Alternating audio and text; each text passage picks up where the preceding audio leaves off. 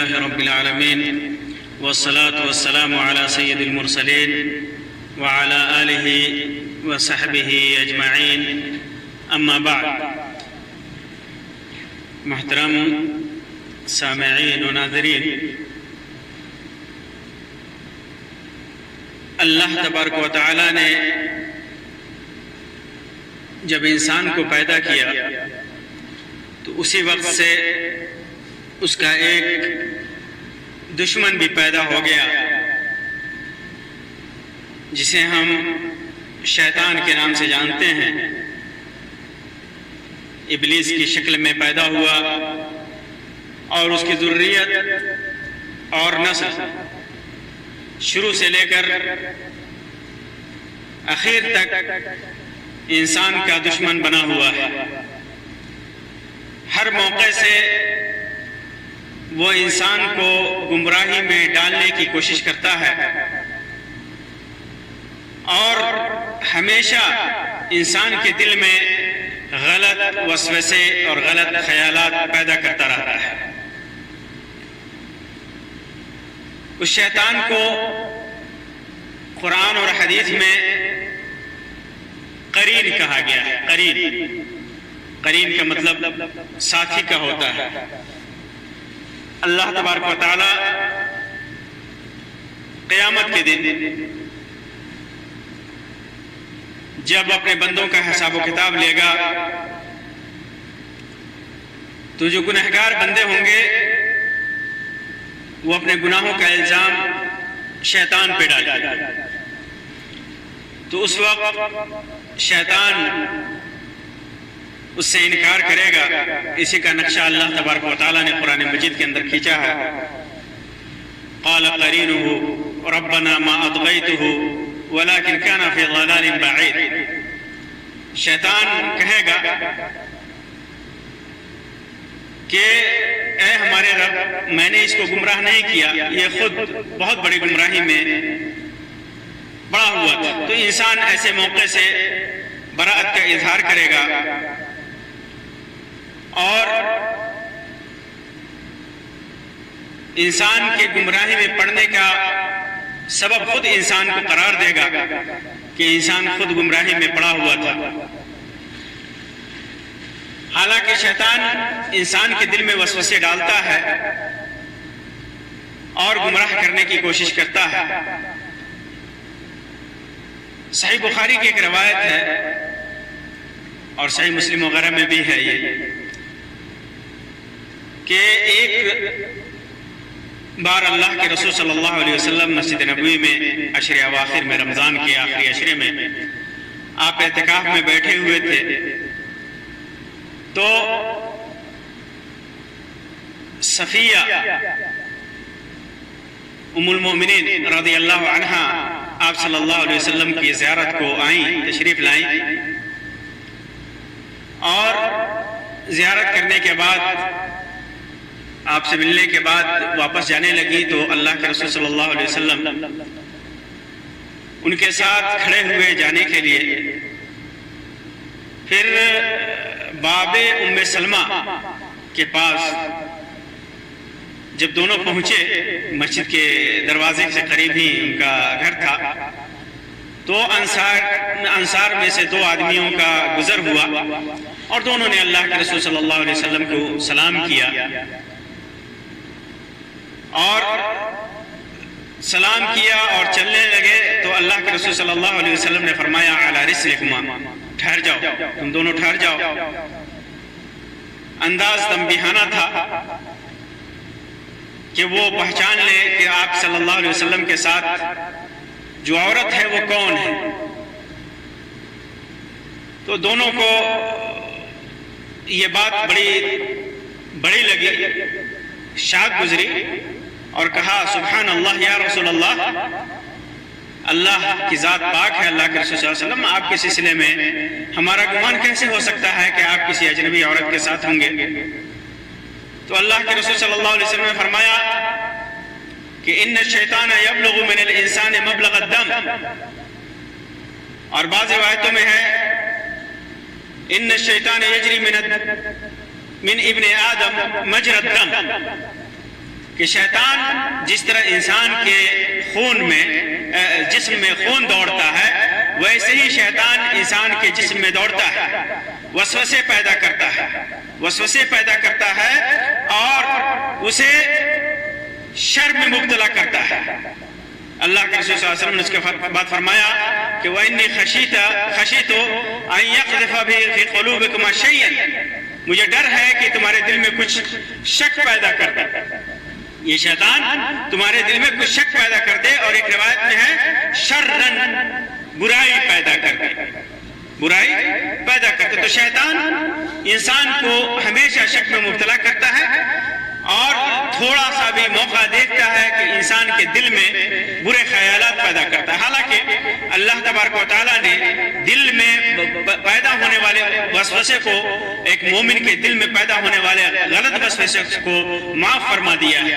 اللہ کے رسول صلی اللہ علیہ وسلم نے ارشاد فرمایا، جیسا کہ صحیح بخاری اور صحیح مسلم کی روایت ہے ابو ہریرہ رضی اللہ تعالیٰ عنہ کی، کہ میری امت کے دل میں جو وسوسے پیدا ہوتا ہے اللہ تبارک و تعالیٰ نے انہیں معاف کر دیا ہے۔ جو دل میں برے خیالات پیدا ہوتے ہیں، دل میں برے وسوسے پیدا ہوتے ہیں، اللہ تبارک و تعالیٰ نے انہیں معاف کر دیا ہے، جب تک کہ ان کا اظہار عمل یا زبان سے نہ کیا جائے۔ انسان کے دل میں جب غلط بات پیدا ہو، وسوسے پیدا ہو، غلط وسوسے پیدا ہو، تو اس وقت تک اللہ تبارک و تعالیٰ ان وسوسوں کو معاف فرماتا ہے، جب تک انسان ان وسوسوں کو یعنی غلط باتوں کو کہہ نہ دے اور غلط کام کو کر نہ دے۔ جب تک انسان کہے نہیں، کرے نہیں، تب تک اللہ تبارک و تعالیٰ ان وسوسوں کو معاف فرما دیتا ہے۔ اسی طرح کیسے شیطان انسان کے دل میں غلط وسوسے پیدا کرتا ہے، حدیث میں آتا ہے، جیسا کہ صحیح مسلم کی روایت ہے ابو ہریرہ رضی اللہ تعالیٰ عنہ کی، کہ چند صحابہ کرام نبی اکرم صلی اللہ علیہ وسلم کے پاس تشریف لائے، اللہ کے رسول صلی اللہ علیہ وسلم کی خدمت میں تشریف لائے اور عرض کیا کہ اللہ کے رسول صلی اللہ علیہ وسلم، بعض اوقات ہم اپنے دل میں ایسے وسوسے پاتے ہیں کہ انہیں زبان پر لانا بھی ہم میں سے بعض کے لیے دشوار بات ہے۔ ایسے خیالات پیدا ہوتے ہیں ہمارے دل میں کہ ہم اپنی زبان پر اس کو لا نہیں سکتے۔ وہ خیالات نہایت ہی یعنی ما یتعاظم احدنا ان یتکلم بھی، ہم میں سے کوئی بھی اسے بہت بڑا سمجھتا ہے، اتنا بڑا ہوتا ہے کہ ہمارے لیے کہنا دشوار ہوتا ہے، ایسے خیالات پیدا ہوتا ہے۔ تو اللہ کے رسول صلی اللہ علیہ وسلم نے فرمایا، اوقد وجدتموہ، کیا تم ایسا پاتے ہو؟ تو انہوں نے کہا کہ نہ، ہاں ہم پاتے ہیں۔ تو اللہ کے رسول صلی اللہ علیہ وسلم نے ارشاد فرمایا، ذاک صریح الایمان، یہ تو صریح ایمان کی علامت ہے، صریح ایمان کی علامت ہے۔ انسان اپنے دل میں غلط وسوسے پائے، غلط خیالات اس کے دل میں پیدا ہوں اور اس کو انسان اس کو کہنا بھی بڑا سمجھتا ہو، اس کے لیے مشکل ہو ان باتوں کا کہنا، تو یہ ایمان کی علامت ہے۔ انسان ایمان صریح ایمان کی علامت ہے، کیونکہ انسان ان گناہوں کو، ان وسوسوں کو، برے وسوسے کو اور برے خیالات کو کہنا بھی نامناسب سمجھتا ہے۔ یہ ایمان کی علامت ہے، انسان کے دل میں پیدا ہو، یہ فطری بات ہے، یہ غلط وسوسے، غلط خیالات، لیکن اس کو انسان کہنا برا سمجھے، بڑا سمجھے، اس کے لیے دشوار ہو، تو یہ ایمان کی علامت ہے، یہ ایمان کی علامت ہے۔ اسی طرح ابو ہریرہ رضی اللہ تعالیٰ عنہ کی روایت ہے، متفق علیہ روایت ہے صحیح بخاری اور صحیح مسلم کی، کہ اللہ کے رسول صلی اللہ علیہ وسلم نے ارشاد فرمایا، تم میں سے بعض لوگوں کے پاس شیطان وسوسہ پیدا کرنے کے لیے آتا ہے، شیطان آتا ہے وسوسہ پیدا کرنے کے لیے اور کہتا ہے کہ فلاں چیز کو کس نے پیدا کیا، فلاں چیز کو کس نے پیدا کیا۔ دل میں انسان سوچتا ہے، شیطان یہ وسوسہ پیدا کرتا ہے کہ فلاں چیز کو کس نے پیدا کیا، آسمان کو کس نے پیدا کیا، زمین کو کس نے پیدا کیا، پہاڑ کو کس نے پیدا کیا، جانوروں کو کس نے پیدا کیا، ستاروں کو کس نے پیدا کیا، چاند کو کس نے پیدا کیا، انسان کو کس نے پیدا کیا، خود ہمیں کس نے پیدا کیا۔ یہ سوالات اس کے ذہن میں آتے رہتے ہیں، حتیٰ کہ اس کے ذہن میں یہ بھی شیطان پیدا کرتا ہے کہ جب ساری چیزوں کو اللہ نے پیدا کیا، اللہ نے پیدا کیا، تو تمہارے رب کو کس نے پیدا کیا، تمہارے اللہ کو کس نے پیدا کیا۔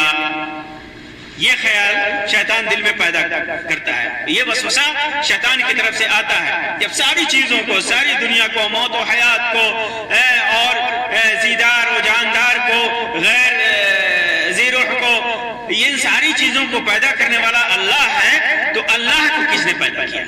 اللہ کب سے ہے، کب تک رہے گا؟ اس سے پہلے اس کو کون تھا اور کس نے اس کو پیدا کیا؟ جب یہ چیز پیدا ہو جائے اور شیطان پیدا کرے تو کیا کرے انسان؟ تو اللہ تعالیٰ کے ذریعے پناہ طلب کرے۔ اللہ تبارک و تعالیٰ یستعذ باللہ، اللہ کے ذریعے پناہ طلب کرے، کہے اعوذ باللہ، اعوذ باللہ۔ انسان تعوذ کرے، اللہ تبارک و تعالیٰ کی پناہ میں جائے، وَلْيَنْتَهِ، اور پھر اس قسم کے خیالات سے باز رہے، اس قسم کے خیالات سے باز رہے، اور خیالات کو دل سے اور دماغ سے جھٹکنے کی کوشش کرے اور اس کو دور کرے۔ اسی طرح ابو ہریرہ رضی اللہ تعالیٰ عنہ کی روایت ہے متفق علیہ صحیح بخاری اور صحیح مسلم کی، کہ اللہ کے رسول صلی اللہ علیہ وسلم نے ارشاد فرمایا کہ انسان لوگوں کے دل و دماغ میں پیچیدہ قسم کے سوالات پیدا ہوتے رہیں گے، حتیٰ کہ کبھی یہ سوال بھی ان کے ذہن میں برابر ان کے ذہن کے پردے پہ ابھرے گا کہ جب اللہ تعالیٰ نے تمام مخلوقات کو پیدا کیا ہے تو اللہ کو کس نے پیدا کیا؟ چنانچہ وہ شخص اس قسم کا وسوسہ اپنے دل میں پائے تو اسے کہنا چاہیے آمنت باللہ ورسولہ۔ کیا کہنا چاہیے؟ آمنت باللہ، کہ میں اللہ پر ایمان لایا، اس کے رسول پر ایمان لایا۔ یہ دو یہ کلمے اللہ تبارک کے رسول صلی اللہ علیہ وسلم نے بیان فرمایا کہ انسان کے دل میں جب اس قسم کا وسوسہ اور خیال پیدا ہو تو ایک تو کہے اعوذ باللہ، اعوذ باللہ کہے، اور پھر ایسا وسوسہ اور خیال اپنے دل میں نہ آنے دے، اس کو دور کرے۔ اور ایک طریقہ یہ ہے کہ کہے آمنت باللہ، میں اللہ پر ایمان لایا، میں اللہ پر ایمان لایا اور اللہ کے رسول صلی اللہ علیہ وسلم پر ایمان لایا۔ وسوسوں کے سلسلے میں ایک اور روایت عبداللہ ابن مسعود رضی اللہ تعالیٰ عنہ کی ہے جو صحیح مسلم کی ہے کہ اللہ کے رسول صلی اللہ علیہ وسلم نے فرمایا تم میں سے ہر شخص کے لیے ایک مصاحب جنوں میں سے ہے، جیسا ہے قرین، اللہ تبارک و تعالیٰ نے جو قرین ذکر کیا، قال قرینہ، وہی قرین، وہ مصاحب اور وہ ساتھی، اللہ تبارک و تعالیٰ نے ہر شخص کے لیے ایک مصاحب جنوں میں سے اور ایک مصاحب فرشتوں میں سے مقرر کر دیا ہے۔ صحابہ کرام نے عرض کیا اللہ کے رسول صلی اللہ علیہ وسلم کیا آپ کے ساتھ بھی انہیں مقرر کیا گیا ہے؟ اللہ کے رسول صلی اللہ علیہ وسلم نے فرمایا کہ ہر انسان کے ساتھ ایک شیطان جنوں میں سے اور ایک فرشتہ اس کا ساتھی، اس کا مصاحب، اس کا قرین متعین کر دیا گیا ہے۔ تو صحابہ کرام نے سوال کیا کیا آپ کے ساتھ بھی متعین کیا گیا ہے، آپ کے ساتھ بھی ہے؟ تو آپ صلی اللہ علیہ وسلم نے فرمایا کہ میرے ساتھ بھی انہیں مقرر کیا گیا ہے۔ اللہ کے رسول صلی اللہ علیہ وسلم فرمایا کہ میرے ساتھ بھی انہیں مقرر کر دیا گیا ہے، میرے ساتھ بھی وہ ہیں، لیکن اللہ تعالیٰ نے میرے جن مصاحب پر میری مدد فرمائی ہے، اللہ تبارک و تعالیٰ نے میری مدد فرمائی ہے، اور وہ جن کیا ہو گیا ہے؟ چنانچہ وہ مسلمان ہو گیا ہے، فَأَسْلَمَ، وہ مسلمان ہو گیا ہے۔ اور بعض محدثین نے، بعض شراح نے اس کو فَأَسْلَمُ پڑھا ہے، یعنی اللہ تبارک و تعالیٰ نے مجھے محفوظ کر دیا ہے، میں اس سے محفوظ ہوں، وہ مجھے وسوسے میں نہیں ڈالتا، مجھے گمراہی میں نہیں ڈالتا۔ فَأَسْلَمُ، اور وہ کیا کرتا ہے؟ جب چنانچہ وہ مسلمان ہو گیا، اس لیے وہ مجھے صرف خیر ہی کی تلقین کرتا ہے، مجھے خیر کی طرف بلاتا ہے، مجھے خیر کی تلقین کرتا ہے۔ اور فَأَسْلَمَ لیا تو یعنی میں فَأَسْلَمُ یعنی میں اس کے شر سے اور اس کے فتنے سے میں محفوظ ہوں، یہ دونوں قرات ہے، فَأَسْلَمَ۔ تو اللہ کے رسول صلی اللہ علیہ وسلم کے ساتھ بھی ہے، لیکن اللہ کے رسول صلی اللہ علیہ وسلم اس شیطان سے جو جنوں میں سے ہے، اللہ کے رسول صلی اللہ علیہ وسلم اس سے محفوظ ہے۔ اسی طرح ایک روایت ہے، صحیح مسلم کی روایت ہے، نماز کے سلسلے میں عثمان ابن ابی العاص رضی اللہ عنہ کہتے ہیں کہ میں نے عرض کیا کہ اے اللہ کے رسول صلی اللہ علیہ وسلم، شیطان میری اور میری نماز و قرأت قرآن کے درمیان حائل ہو جاتا ہے۔ میں جب بھی نماز پڑھتا ہوں یا جب بھی قرآن کریم کی قرأت کرتا ہوں، تلاوت کرتا ہوں، اور جب میں ان عبادات میں مشغول ہوتا ہوں تو وہ بیچ میں حائل ہو جاتا ہے، درمیان میں حائل ہو جاتا ہے، مجھے شبہ میں ڈال دیتا ہے۔ کہ اللہ کے رسول صلی اللہ علیہ وسلم نے کہا کہ وہ شیطان ہی ہے جسے خنزب کہا جاتا ہے۔ اس شیطان کا نام خنزب ہے یا خنزب ہے، خنزب یا خنزب دونوں طرح سے پڑھا گیا ہے کہ وہ اس کا نام خنزب ہے یا خنزب ہے۔ وہ شیطان ہے جب تم عبادت کرتے ہو تو تمہاری عبادت میں خلل ڈالتا ہے، وسوسے پیدا کرتا ہے، دنیا فیہا کے خیالات لاتا ہے، کبھی حساب و کتاب لاتا ہے، کبھی کسی اور خیال میں مبتلا کر دیتا ہے، مختلف خیالات میں وساوس میں مبتلا کر دیتا ہے، انسان ٹھیک سے تلاوت کرنا بھول جاتا ہے، نماز کے تعداد بھول جاتا ہے۔ وہ شیطان ہے جو وسوسے دلاتا ہے۔ تو جب اس قسم کا وسوسہ ہو تو شیطان کے شر سے اللہ تبارک و تعالیٰ کی پناہ مانگو، اعوذ باللہ من الشیطان الرجیم۔ جب بھی یہ خیال، چاہے وہ نماز میں ہو تم یا غیر نماز میں ہو، کہو اعوذ باللہ من الشیطان الرجیم، اور بائیں جانب 3 بار تھکتھکا دو۔ ایسی تھکتھکاہٹ جو صرف ہوا کے ساتھ ہو، 3 بار تھکتھکا دو۔ یہ اس خیالات، اس وسوسے کو ختم کرنے کا علاج ہے۔ راوی کہتے ہیں کہ جب میں نے آپ کی ہدایت پر عمل کیا تو اللہ تعالیٰ نے مجھ سے شیطانی وسوسے کو دور کر دیا۔